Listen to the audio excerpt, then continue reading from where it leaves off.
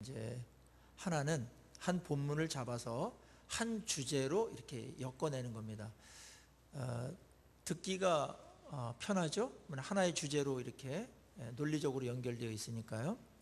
그리고 원포인트니까 집중력이 있게 되고 하나를 정확하게 알 수가 있습니다.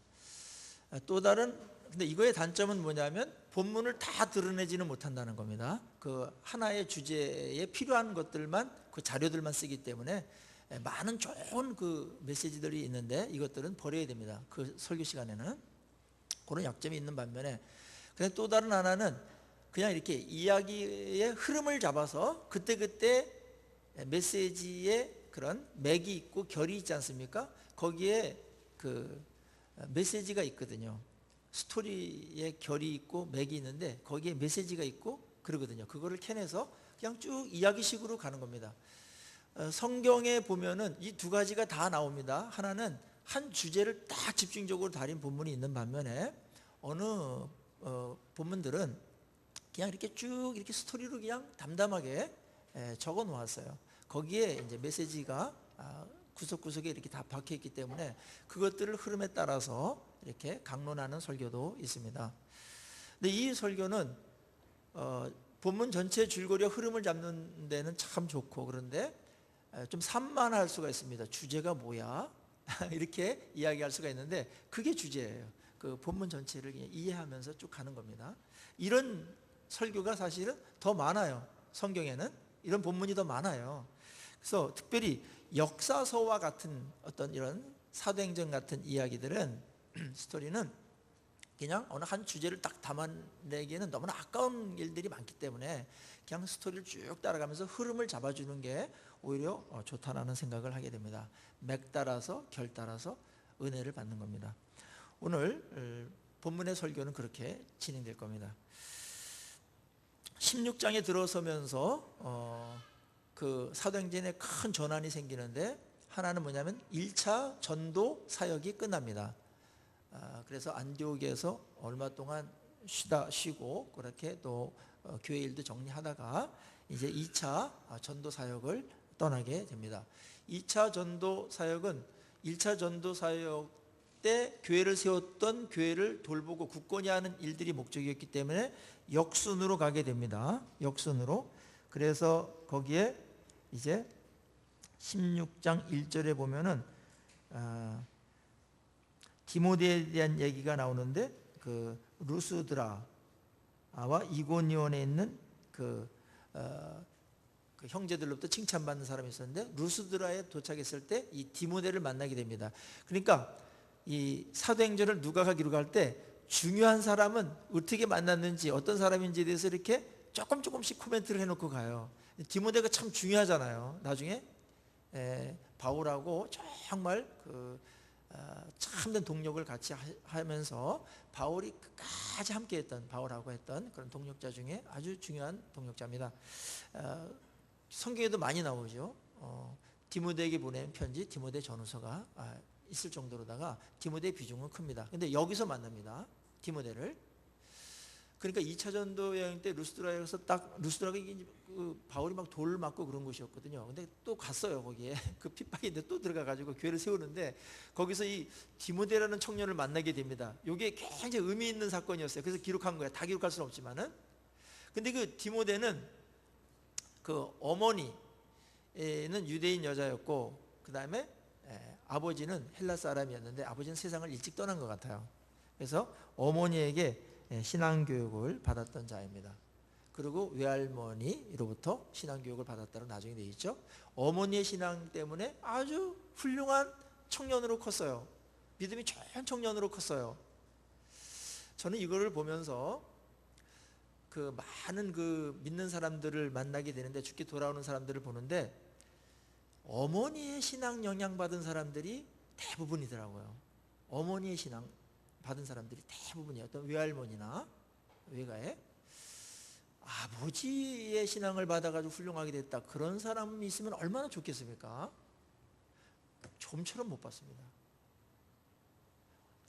대부분 어머니 때문에, 어머니 기도와 어머니 신앙과 그거에 감동해가지고 나중에 대체 막해라도 그 어머니의 그 자기를 사랑하고 뜨겁게 기도했던 그런, 그다음에 새벽기도 나오고, 그다음에 주일 잘 성수하시고, 어디든지 신앙, 교회를 위하고 하는 어떤 그런 신앙을 본받아서 감동이 돼가지고 끝까지 이제 안 믿다가 이제 돌아오는 사람들도 많고, 어머니의 신앙이 참 크고요. 오늘날에 뭐 디모데뿐만 아니라 어머니에게 감동받은 분들이 한 80%는 된 것 같고, 아버지는 한 20%니까 많이 분발하셔야 됩니다. 왜 그런지 모르겠어요. 저도 그래요. 저도 디모데랑 비슷한데, 뭐 아버지는 일찍 돌아가셨으니까. 근데 어머니의 신앙이 늘 생각이 나. 어머니의 생각이 평생 유산인 것 같아요. 아주 한결같이 그냥 교회 위하고 막 교회랑 우선순위를 내고 막 이런 거 있지 않습니까? 하여튼 기도하고 막. 어머니들의 그 간절함이라는 것은 정말 그 하나님의 마음을 가장 많이 닮은 사랑이죠. 디모데가 거기서 컸습니다. 또 외조모가 또 잘 이렇게 커서 훌륭한 젊은이가 되었습니다. 바울이 딱 보니까 이 젊은이는 그냥 두면 안 될 것 같아요. 이 엄청난 일에 같이 합류해도 좋을 것 같아요. 그래서 아직은 20대지만은 또 뭐 구비될 게 많이 있었을 텐데 딱 그를 데리고 가려고 합니다. 그래서 바울과 실라와 디모데와 누가와 이렇게 4명이 한 팀이 되는 일이 벌어져요. 끝까지 갑니다. 저는 이걸 보면서 우리 젊은이들이 말입니다, 정말 교회 안에서 이렇게 아름답게 자라가는 그런 풍토를 만들어야 되고, 가정에서도 그렇고, 젊은이들을 키우는 게 얼마나 중요한가. 이제 바울도 사실은 혼자 할 수 있는 시대는 짧은 거 아닙니까? 다음 세대를 준비하고 있는 겁니다. 차기 리더십을 준비하고 있는 겁니다. 그때 딱 인재를 딱 발견했어요. 신앙이 좋다고 그랬거든요. 근데 마음은 소심하고 유약했습니다. 바울은 담대하고 이런 거 있었는데, 디모데는 좀 소심하고 좀 이런 사람이었는데, 딱 바울이 딱 보니까 잘만 가다듬으면 또 훌륭한 그런 인재가 될 것 같은 그런 생각이 들어서 뭐 바로 땡겼습니다. 우리 교회에 우리 젊은이들이 많은데, 우리 그 청년들은 교회를 어머니로 삼아서 큽니다. 교회 풍토에서 그를 잘 받아주고 참아주고 기다려주고 아낌없는 그런 배려를 해주고, 그러면서 젊은이들이 크는 거거든요. 이 젊은이들이 커야 미래가 있는 겁니다. 이건 굉장히 아름다운 겁니다.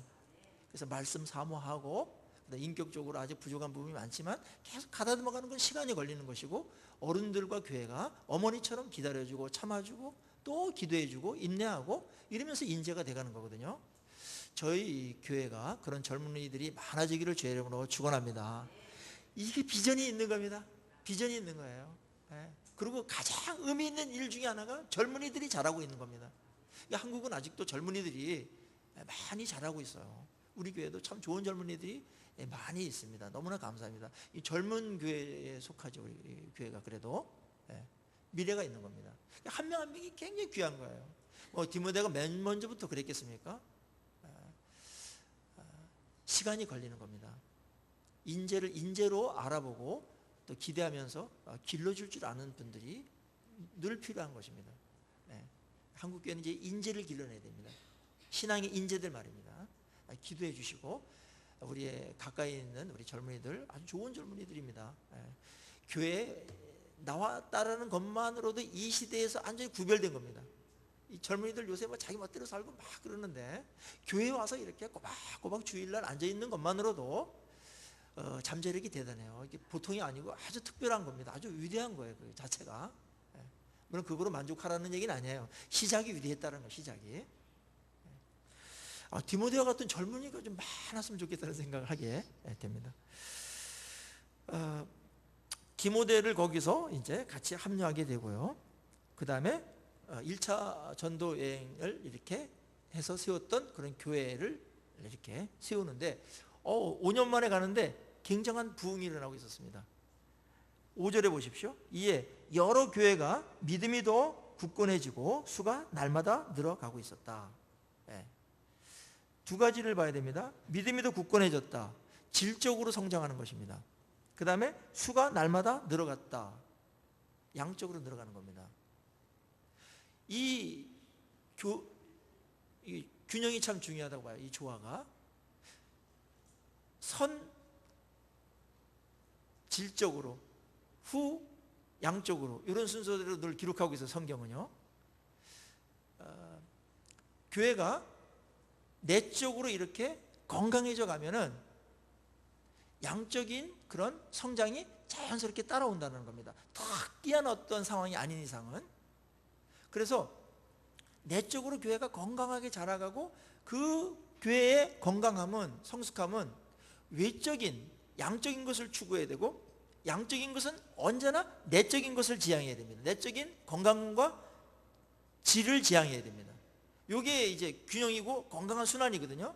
근데 어느 때 보면은 이 밸런스가 무너져 가지고 하나만 추구할 때가 있어요. 양적으로는 막 커지는데 들어가 보면 완전히 속빈강정이야. 뭐 성경도 모르고 하나님도 잘 모르고 그냥 모이는 거예요. 삶도 뭐 이렇게 구별되지 못하고 제자의 그런 면모들이 별로 안 보이는 그런 많이 모이는 그런 모임이 있을 수 있고, 어떤 때는 또 엘리트주의 비슷해가지고 자기네들끼리만 성경 공부 열심히 하고 질적으로 높아졌다는데 양적인 건 하나도 없는 거야. 그것도 문제입니다. 예수님께서 12제자를 다 키울 때에는 12제자를 엘리트로만 키우려고 그런 게 아니고 많은 그런 양적인 것들을 염두에 두면서 그들을 돌보고 또 전도도 하면서 그들을 통해서 부흥을 일으키려고 해서 12명을 집중 훈련시킨 거지, 자기네들 잘났다 다른 사람하고 차별하기 위해 가지고 그렇게 된 건 아닙니다. 이건 잘못된 겁니다. 그래서 저희 교회도 이 밸런스를 잘 잡아야 되는데요, 내적으로 일단 건강함을 추구합니다. 내적으로. 그러면 그 사람이 성숙해 가면서 그 다음에 이런 재생산을 하게 됩니다.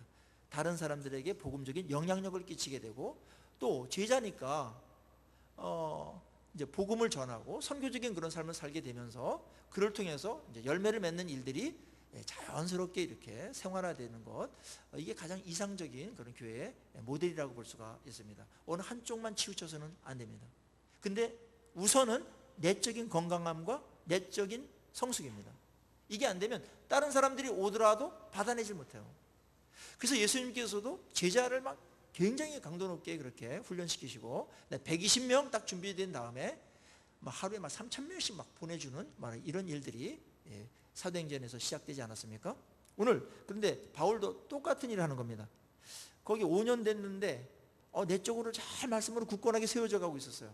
교회가 얼마나 감사하겠습니까? 그리고 날마다 믿는 자가 더해갔다. 저도 이제 이 기도 제목입니다. 하나님, 날마다 믿는 자가 더해가게 도와주십시오. 날마다. 이런 부흥을 하나님 제 생에 한번 보고 싶습니다. 부족하지만 저와 우리 유라 소망교회 우리 성도님들 통해서 이 일들을 하나님 보게 도와주십시오. 이렇게 기도하고 있는데요, 여러분들도 그런 류의 기도를 하시고 있을 줄로 믿습니다. 그렇게 만들어져 가고요, 그런 일들이 기도를 통해서 올려지어지고 하나님께서 놀라운 이런 부흥들도 우리 안에 일어나기를 주의 이름으로 축원합니다. 우리 현대교회는 지금 두 가지를 계속해서 이야기하기 위해서 문제점들을, 하나는 성도가 성도답지 않다, 제자답지 않다, 예수님 닮는 것 같지 않다, 질적인 면이 굉장히 지적을 당하고 있고, 또 다른 하나는 부흥이 끝났다, 전도가 안 된다, 그 다음에 새로운 자들이 오지 않는다 교회에. 이런 두 가지 문제인데 이게 뭐 다 큰일 날 일이죠. 지금 다 큰일 날 일이죠 이게. 이게 외우 내환을 겪고 있습니다, 한국교회가. 일단은 이거를 푸는 방법은 내적으로 일단 성숙해야 됩니다. 내적으로. 그래서 건강하게 만들면 그 건강한 생명체는 재생산하게 되어 있습니다. 다른 사람들에게 영향을 끼치게 되어 있고, 또 성령께서는 그런 공동체를 통해서 그런 사람들을 통해서 다른 사람들을 주님께 오도록 그렇게 하는 것인데요, 올해에 또한 이런 일들이 또 우리 안에서 많은 간증들로 또 열매로 그렇게 일어나기를 주의 이름으로 간절히 축원합니다. 거기 중심에 여러분이 서 있습니다. 여러분. 어느 가상적인 누군가가 아니고 그 중심에 여러분들이 있는 겁니다.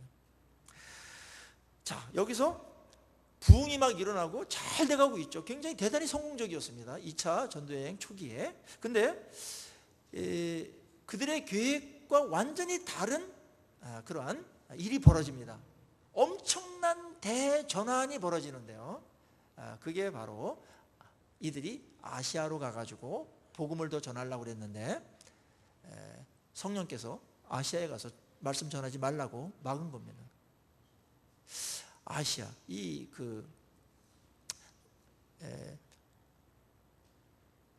이때는 이제 터키 그쪽이거든요. 아마 이때 성령께서 막지 않았더라면 계속 넘어가지고 중국 대륙을 거쳐가지고 우리나라까지 와가지고 아마 이 기독교 문명이 유럽에서 먼저 일어나지 않고 우리나라 이쪽에서 벌어짐으로 인해 가지고 아마 다른 대륙들을 이렇게 많이 이렇게 가르치고 후원하고 호령하면서 그렇게 살았을지도 모르겠다라는 생각을 하는 분들이 있어요. 뭐 복음이 어디를 먼저 들어가느냐에 따라서 문명이 달라지는 겁니다. 복음이 들어가는 곳이 세계를 지배했어요. 뭐 지배라는 말이 조금 좀 부정적인 이미지가 있다면 세계의 복이 되었습니다. 복음이 들어가는 곳이 말입니다. 세계사입니다. 세계사. 근데 이 전환점에 성령께서 무슨 뜻이 계셨는지 잘 모르지만 아시아로 가지 말고 다른 데로 가라. 그렇게 말한 겁니다. 그래서 이들이 어딘지 몰라가지고 또 비두아라는 쪽으로 가서 이건 북쪽이었어요. 이 동쪽에서 출발했으니까 북쪽으로 가는데 거기도 가지 못하게 했습니다. 그래서 이들이 가는 곳은 이젠 남서쪽도 막히고 북쪽도 막히고 그래서 북서쪽인 드로아라는 그런 항구에 이르게 됩니다. 드로아라는 항구입니다. 드로아 항구. 거기에 이르게 됐어요. 이쪽도 아니다 저쪽도 아니다. 성령께서 막으셨어요. 어떤 모양으로 막았는지는 설명하지 않아서 모릅니다. 아마 예를 든다면 성경이 예를 든다면 거기서 어떤 너무나 견디기 어려운 핍박이 일어나가지고 들어가지조차 못할 정도가 됐든지 그렇게 막는 방법이 있거든요. 또 다른 하나면 뭐 전염병이라든지 기근이라든지 뭐 그런 것들이 있어가지고 막는 경우도 있고 그 다음에 또 다른 하나는 이들의 마음속에 뭔가 그쪽은 가려고 계획은 세웠는데 마음이 내키지 않는다. 마음이 불안하고 뭔가 마음이 편치 않다. 뭐 혹시 그래서 하나님께 다른 곳은 아닌가 이렇게 해서 내적인 어떠한 것으로 다 인해 가지고 갈등으로 인해 가지고 인도하시는 경우도 있고 또 때로는 좀 분명하게 어떤 예언자를 보내가지고 그쪽은 아닙니다. 성령께서 그쪽은 아니라고 그럽니다. 그렇게 이제 말하는 경우도 있을 수 있습니다. 어떤 경우인지는 모르겠는데 성령께서 막았다. 예수 형이 막았다. 2번이나 막았습니다. 2번이나. 그럼 어디인가 이제 이게 궁금하지 않습니까? 그게 바로 여기서 환상이 보여집니다. 환상을 딱 보는데 마게도냐 사람이 손을 들고서 우리를 와서 도우십시오. 이런 환상을 보게 됩니다. 이거는 그냥 그 개꿈하고는 좀 다른 겁니다. 알았죠? 어떤 분들은 이런 꿈을 꿨는데 목사님이 어떤 겁니까? 그건 더그 꿈입니다. 더그 드림입니다. 제가 말합니다. 분명합니다. 뾰약하고요. 생생한 화면을 보는 것처럼 하고 그 다음에 성령께서 감동을 해서 그냥 하나님의 말씀인 것 같다라는 느낌이 강하게 듭니다. 일반 꿈하고 다릅니다. 이 환상은. 근데 마게도냐 사람이 손을 들고서 남자였습니다. 손을 들고서 우리에게 와가지고 우리를 도와주십시오라고 그렇게 환상을 봤습니다. 그때 이들이 어떻게 했습니까? 이 환상을 본 바울이 그 팀들하고 얘기를 했습니다. 이런 환상을 봤는데 이게 어떻게 된 거냐? 하나님의 인도냐? 아니면 그냥 꿈이냐? 어떻게 되는가? 논의를 했습니다. 그때 이들이 하나님께서 막았다라는 것과 그 다음에 현 상황에서 어딘지 모르겠다라는 현실적인 상황과 그 다음에 공동체적으로 개인적으로만 그렇게 막 행하면 안 돼요. 이 개인적인 착각이 많이 있기 때문에 공동체 안에서 하나님의 뜻을 잘 분별할 수 있는 사람들과 상의하고 협의를 해야 됩니다. 그래서 검증을 해야 돼요.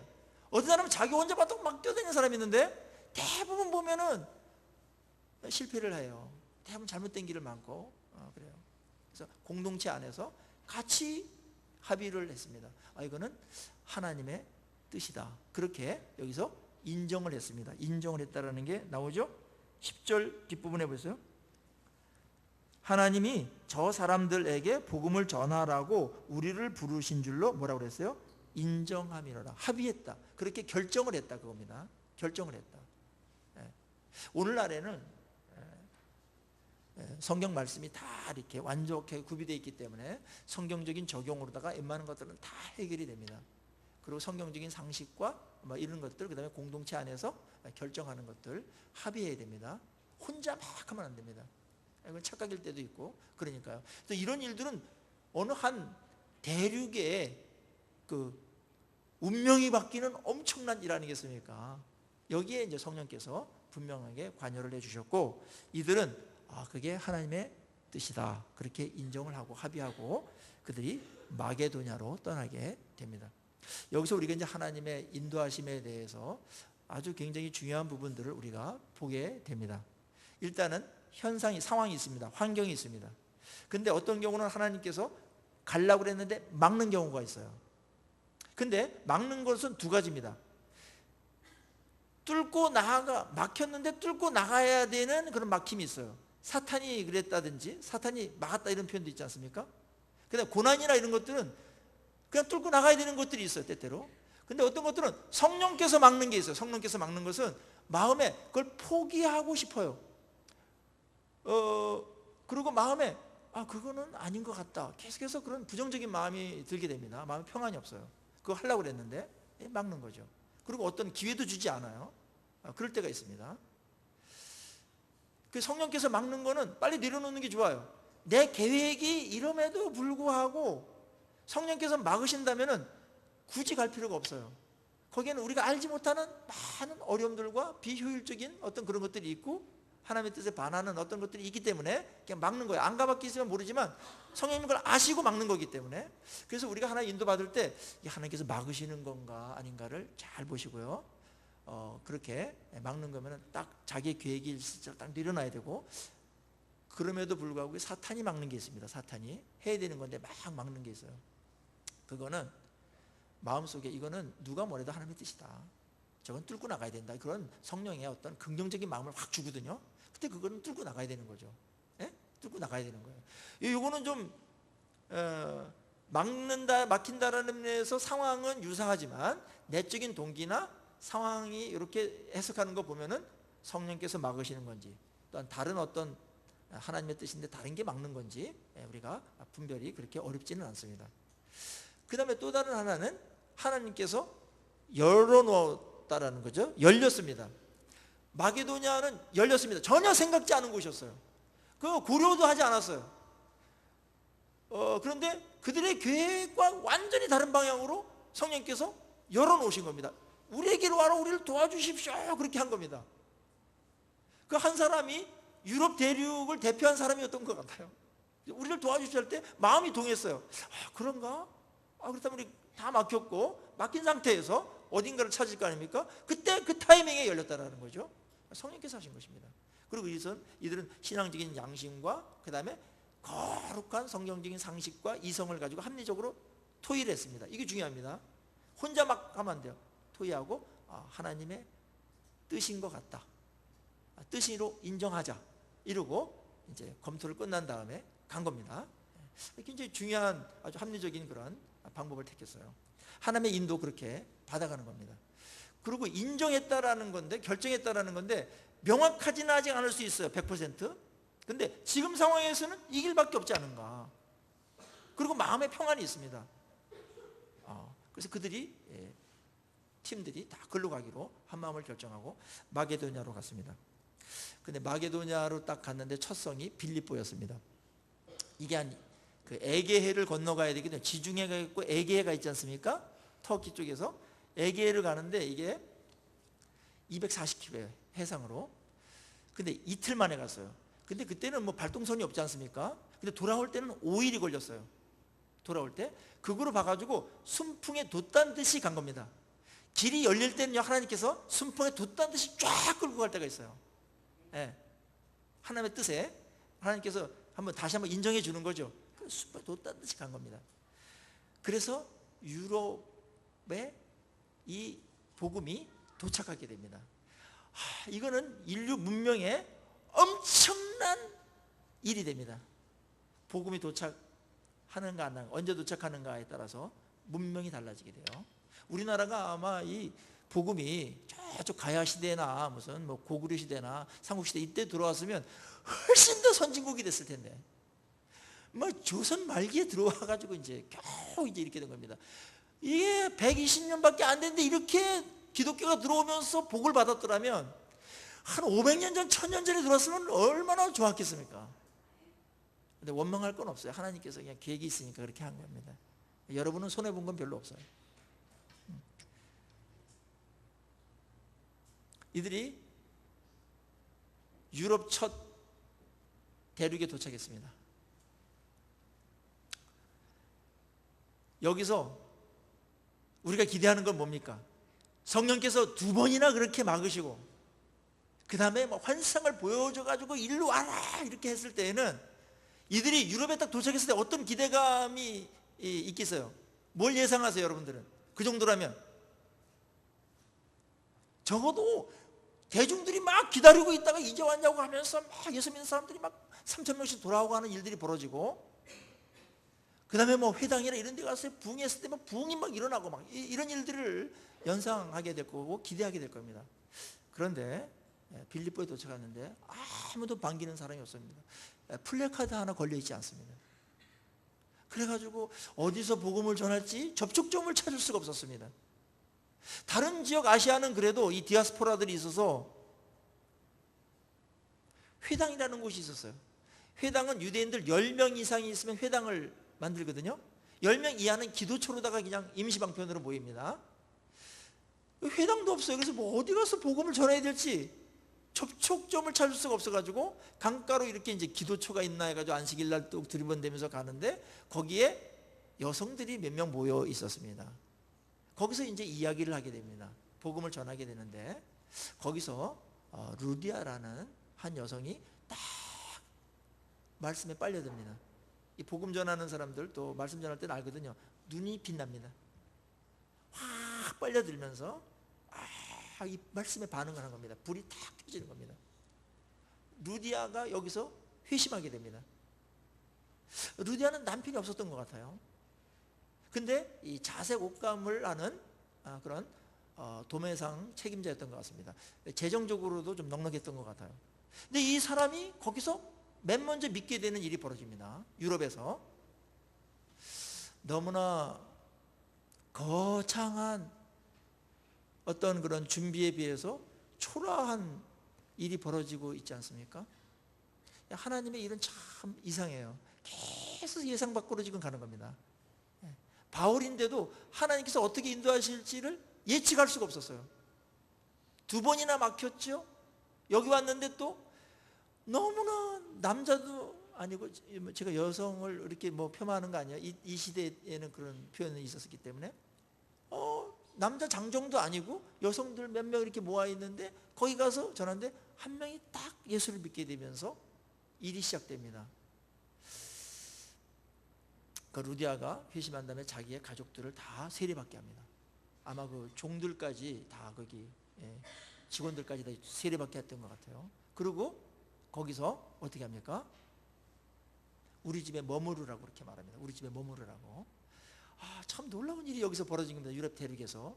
지금 기구할 때도 없어요. 근데 한 여자가 딱 예수를 믿고 받아들였는데 지금 그 루디아라는 요 사람을 통해 가지고 지금 유럽에 교회가 세워지기 시작하는 겁니다. 영광스럽죠. 이 루디아가 유럽 최초의 그 회심한 자입니다. 이 바울 선교팀을 통해서 얻은 여성을 통해 가지고 일이 또 이루어지는 겁니다. 그러니까 우리가 생각하는 뭐 교회 부흥을 일어날 때 이 사람은 뭐 사회 영향력도 있고 뭐 그다음에 뭐 재능도 많고 뭐 그래가지고 이런 사람이 뭐 교회에 들어오면 참 좋겠다. 그런 사람이 오면 교회 부흥되겠다, 도움이 되겠다. 뭐 그런 얘기들을 할 때가 많은데 뭐 그렇게 도움이 될 때도 있습니다. 그런 사람들도 있습니다. 근데 그런 사람들은 자기 일에 바빠가지고 이 일에 헌신을 아주 하기가 어려워요. 저한테도 뭐 그런 사람들 몇 명 소개하는데 대부분 안 되더라고요. 왜냐하면 자기가 중요한 일이 있어요. 이런 일을, 이 가치를 몰라요. 그래가지고 그냥 세상적인데 더 펼치고 이렇게 하지 그렇게 못해요. 근데 하나님은 이 유럽 대륙을 변화시킬 때 루디아라는 한 연약한 여인을 택했습니다. 근데 그 안에 들어가 보니까 이들이 머물기에는 딱 좋아요. 뭐냐면 첫째는 남편이 없었어요. 남편이 있는 것도 좋지만 때때로 하나님이라는 데는 없을 때도 이렇게 자유롭게 할 수 있는 그런 여건도 생기는 거예요. 알았죠? 이거 없애라는 얘기가 아니에요. 그런 자유로움이 있을 수 있단 말이에요. 남자도 이렇게 뭐 존 스토트나 바울처럼 이렇게 결혼 안 하고 이렇게 할 때 더 많은 시간을 아내에게 쏟을 시간을 하나님 나라를 위해서 많이 할 수 있는 부분도 있는 거예요. 그러니까 다 공평한 거예요. 아셨죠? 다 중요한 거고 다 귀하게 여기시고 허락한 대로 다 그렇게 살면 됩니다. 근데 이 분은 혼자였는데 그 다음에 재정적인 게 있어서 이 장정 4명을 그 안에서 먹이고 재우고 할 수 있는 그런 여건이 됐어요. 하나님께서 그런 사람 딱 한 거고 또 심중에 이미 하나님을 믿는 그러한 믿음이 있는 사람인데 복음을 받아들임으로 인해 가지고 개종해 가지고 예수를 믿게 되는 그런 일들을 일으켜서 하나님께서 이곳에서 교회를 시작하십니다. 참 하나님의 일하는 거 보면 놀랐습니다. 제가 여기서 이야기하고 싶은 것은 이겁니다. 우리가 어떤 사람을 딱 대할 때 세상적인 조건으로다가 이 사람은 교회에 도움이 되겠다 안 되겠다 그렇게 판단하지 마십시오. 그거는 다 인간적인, 그거를 하나님께서 그 고정관념을 깨기 위해 가지고 이런 연약한 자를 지금 들어가지고 유럽 대륙을 변화시키는 일을 시작하는 겁니다. 뭐 준비 잘 된 사람은 또 준비 잘 된 사람도 하나님께서 쓰세요. 그렇지만 그런 고정관념은 세상적인 것입니다. 그렇지 않습니다. 대부분 보면은 뭐 열의 9은 대부분 부족하지 않습니까? 그런 사람들 통해 가지고 하나님의 일들을 많이 일으키시는 하나님이시고 하나님께 붙들렸을 때 위대한 사람이 되는 것이지 그 전에 조건 갖고서 뭐 이렇게 됐다 저렇게 했다 그렇게 쉽게 판단할 일이 아닌 겁니다. 오늘 여기서 우리가 간과할 수 없는 것은 이겁니다. 바울은 지금 굉장히 기대에 부풀어 갖고 갔는데 엄청난 하나님의 인도였어요. 근데 갔는데 아주 초라한 그러한 사역들이 지금 펼쳐지는 겁니다. 오히려 그 루스드라에서 막 부흥이 일어나고 날마다 믿는 자가 더해가는 이 부흥의 그런 거기를 떠나서 이쪽으로 옮겼는데 적어도 그것 이상의 뭐가 일이 벌어질 것으로 기대했는데 그렇지 않았다라는 거죠. 근데 이게 하나님의 뜻이었다라는 거죠. 고작 하나님 이 여성 한 명 구원시키려고 이렇게 저를 이렇게 그쪽 다 막아놓으시고 계획 다 그냥 숲으로 들어가게 만드시고 이렇게 바다를 건너가지고 이렇게 아주 생전 이렇게 가보지도 못한 그리고 계획에도 없던 이런 곳으로 저를 옮겼습니까? 이런 생각이 들 법도 한데 이들은 하나님의 뜻인 줄 알고 한 명이지만 최선을 다하는 모습이 여기에 보여집니다. 작은 일에 충성하는 걸 보면은 하나님께서 그 사람의 심중을 알아가는 것 같아요. 그걸 보시면서 작은 일에 충성하라 그런 말 있지 않습니까? 저는 이런 부분에서 참 희망이 많이 생기는데 우리 중고등 학생들이 참 작아요 앞에. 그래서 몇 명 안 되는데 이 학생들 보면서 제가 설교를 합니다. 설교를 제가 모아놓고 하는 설교 중에 가장 적은 무리입니다. 정기적으로 또 기도하는데 몇 명 놓고 제가 그걸 또 설교 준비 한 편을 또 해야 되거든요. 근데 제가 갖고 있는 거는 그렇다고 해서 소홀히 하지 않습니다. 왜냐하면 이 아이들이 루디아가 될 수도 있고 디모데가 될 수 있고 리빙스턴이 될 수 있기 때문에. 리빙스턴은 아주 시골에 있지 않습니까? 완전히 촌에서 그렇게 열매가 없는 곳에서 한 명이 딱 청소년이 믿었는데 그게 나중에 리빙스턴이 될 줄 누가 알았겠어요? 아프리카 대륙을 변화시키는. 유럽 대륙은 루디아를 시작으로 해서 변화되고요. 아프리카 대륙은 리빙스턴으로 인해서 변했는데 이들이 다 초라한 사역의 열매였습니다. 그런데 하나님께서 그런 사람을 쓰셨다라는 거죠. 꼭 대중을 들어서 하나님이 쓰시지 않습니다. 소수이지만 작지만 어떻게 보면 세상으로 초라해 보이지만 하나님께서 그 사람을 잘 준비시켜 가지고 100배, 1000배 이렇게 하나님께서 그를 통해서 일을 이루시는 하나님의 모습을 우리가 보게 되는 것이죠. 한 명 적지 않습니다. 때때로 여러분들 혹시 누굴 전도하려고 그러는데 에이, 저 사람 전도해야 뭐 하겠어? 뭐 교회 도움이 되겠어? 아니면 뭐 저 사람은 하나님 나라에 도움이 되겠나? 이렇게 생각하지 마십시오. 어린아이든지 노인이든지 다 존귀한 자이고, 하나님께서 그런 사람이 비록 이렇게 큰 일을 하는데 쓰임을 받지는 못할지라도 그 사람을 귀하게 여기고 아주 최선을 다하는, 사랑을 쏟아붓는 한 명의 영혼을 갖고서 그렇게 하는 사람을 보셔서 그 사람을 통해서 일하시는 겁니다. 한 영혼이 중요합니다. 우리는 너무나 큰 거, 한 뭉치, 이런 거, 한 탕, 이런 거 있는데 성경적이지 않습니다. 대사도들도 말입니다. 지금 4명의 쨍쨍한 사람들이 지금 모인 겁니다. 당대 최고의 사역자들이 모인 겁니다. 바울, 실라, 디모데, 누가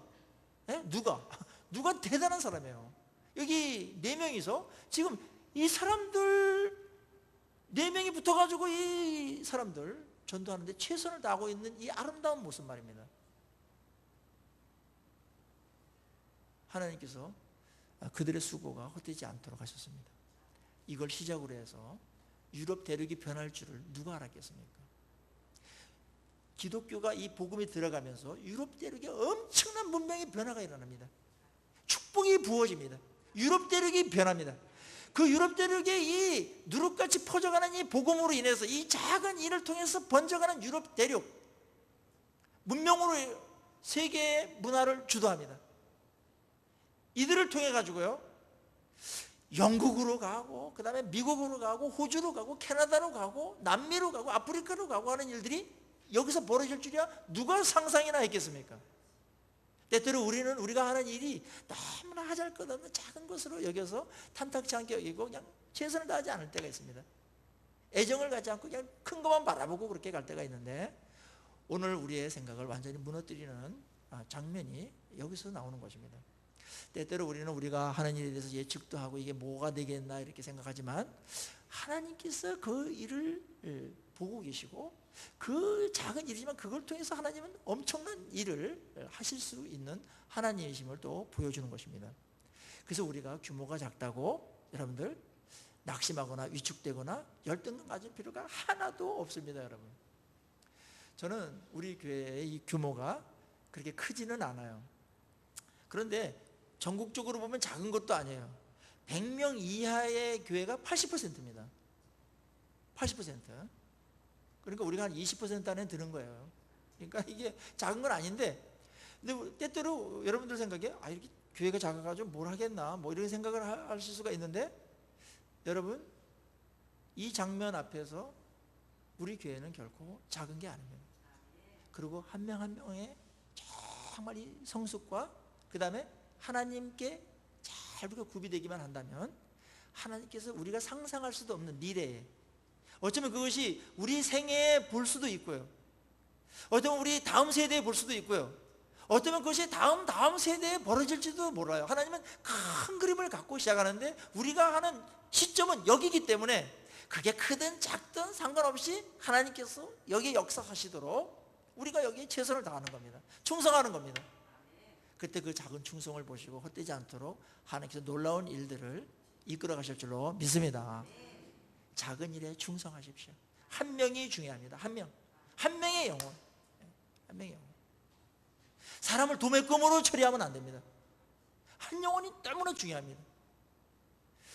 이 루디아가 있음으로 해서 이 팀이 이제 안정감을 갖고서 복음에 전념할 수 있도록 했습니다. 그리고 그 집은 유럽 최초의 교회였던 그 유명한 빌립보 교회의 터전이 됩니다. 빌립보 교회가 이래서 탄생하는 겁니다. 얼마나 영광스럽습니까? 오늘 여러분께 맡긴 일들 초라하다고 생각하지 마십시오. 작다고 생각하지 마십시오. 작지 않습니다. 하나님께서 시킨 일은 다 가치가 있는 것이고 나름대로 존귀한 것입니다. 그리고 하나님께 그것을 어떻게 사용할지 모릅니다. 비록 그것이 아주 이렇게 어마한 대륙을 변화시키지는 않을지라도 한 생명 자체가 온 우주보다 귀하다는 생각을 가지시고 한 영혼 한 영을 여러분들 전도하시고 그 다음에 잘 잘 보살피시고 중보에 기도해 주시고 함께 이러한 인물들을 길러내는데 우리가 힘을 모아서 우리 교회 안에서 다음 세대를 준비하는 그런 일꾼들이 많이 일어나는 그런 교회가 되기를, 주께서 사용하시는 그런 교회가 되기를 주의 이름으로 축원합니다. 우리 같이 기도하시면서 나가시겠습니다.